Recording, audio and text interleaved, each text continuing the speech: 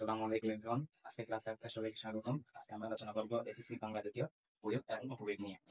ওকে, আমরা চলে আসি মূল আলোচনায়। দেখেন এখানে আমরা লিখলাম কি এবং কি, অর্থাৎ কি বানানে কখন রসিকার হবে এবং কি বানানে কখন দীর্ঘিকার হবে। ওকে, দেখেন আমি যখন কি দ্বারা যখন প্রশ্ন করবো, ওই কি দ্বারা প্রশ্নের উত্তরে যখন ওই প্রশ্নটা যখন আমি হ্যাঁ অথবা না দিয়ে উত্তরটা পাবো। আমি একটা প্রশ্ন করলাম কি দ্বারা, এখন ওই প্রশ্নটা যদি আমি হ্যাঁ অথবা না দিয়ে যদি উত্তর করতে পারি তখন হবে রসিকার কি।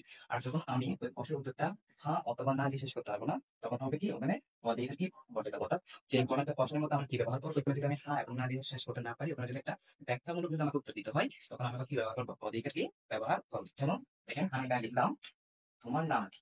ওকে, লিখলাম তোমার নাম কি, তখন আমাকে কি এটা হবে নাকি এটা হবে একটু খেয়াল করেন।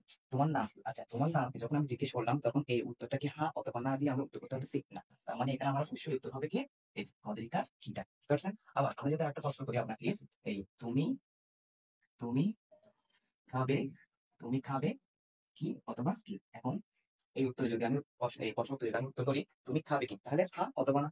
হ্যাঁ বলে আমি বুঝতে পারি হ্যাঁ তুমি খাবা, না বলে আমি বুঝতে পারি না তুমি খাবে না খাবে, এখানে আমি কি এটা দিয়ে আমার উত্তরটা পেতে পারি। মানে এখানে আমি কি খরচটা কি। তাহলে ব্যাপারটা হচ্ছে কিরকম, যখন আমি কি দ্বারা যখন প্রশ্ন করব, তখন যদি এখানে হ্যাঁ অথবা না দিয়ে আমি উত্তরটা করতে পারি, তাহলে হচ্ছে খরচটা কি। আর যখন আমি একটা প্রশ্নটা করি দিয়ে যখন ওখানে আমি কি তেমন একটা উত্তর দিতে হবে, আমাকে একটু বিস্তারিত লিখতে হবে, তখন হচ্ছে এই পদেরটা কি আসলে ব্যাপারটা সবাই বুঝতে পারছে। ওকে, আরেকবার এখন এখানে আমি লিখলাম লক্ষ্য এবং লিখলাম লক্ষ্য।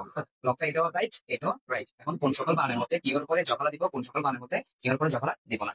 এই লক্ষ্য দ্বারা আপনার বোঝাবে উদ্দেশ্য। ওকে, এই লক্ষ্য দ্বারা কি বোঝাবে, এই লক্ষ্য দ্বারা বোঝাবে উদ্দেশ্য।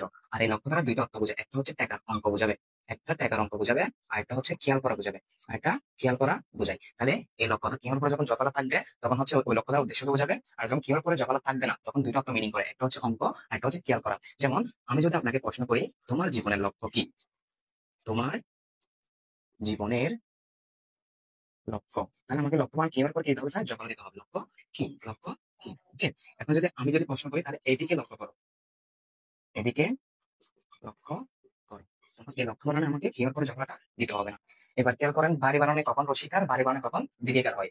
কোন আমি বাড়ি বানান রসিকার হলে কি বোঝায়, তো বাড়ি বানান দীর্ঘিকার হলে কি বোঝাবে একটু খেয়াল করেন। ভারী বানান যদি রসিকার হয়, তখন এ ভাই বলে দ্বারা বোঝাবে খুব, এ ভাই দ্বারা কি বোঝাবে খুব বোঝাবে। আর ভারী বানান যদি দীর্ঘিকার হয়, তখন এ ভাই দ্বারা ওজন বোঝাবে, কি বোঝাবে ওজন বোঝাবে।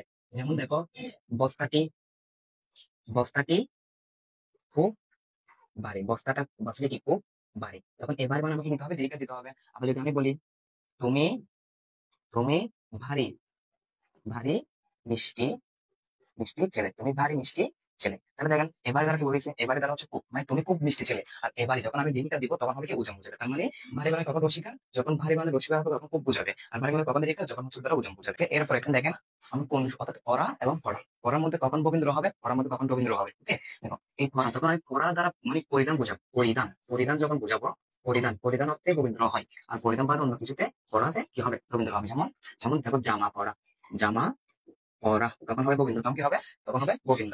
এরপর হচ্ছে কি আমি যদি বলি বই, বই বই পড়ি, তখন হবে রবীন্দ্র, তখন কি হবে, তখন হবে রবীন্দ্র। যেমন টুপি, টুপি পড়ি, তখন এই পরিমাণে রবীন্দ্র হবে।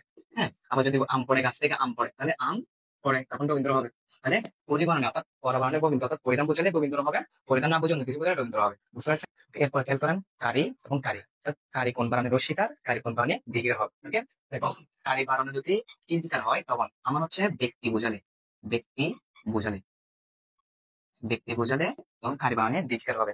আর ব্যক্তি না বুঝে যদি অন্য কিছু বোঝায়, তখন হবে আমার কি রস্বীকার। তাহলে কারি কখন দীর্ঘিকার হবে, যখন কারি দ্বারা ব্যক্তি বোঝাবে তখন হচ্ছে দীর্ঘিকার, আর ব্যক্তি না বুঝে যদি অন্য কিছু বোঝায় তখন হবে রস্বীকার। যেমন দেখো বললাম সহ, সহকারী, তাহলে এটা কি হবে দীর্ঘিকার। কেন, কারণ সহকারী দ্বারা একদম ব্যক্তি বোঝায়। যেমন আমি বললাম ছিনতাই,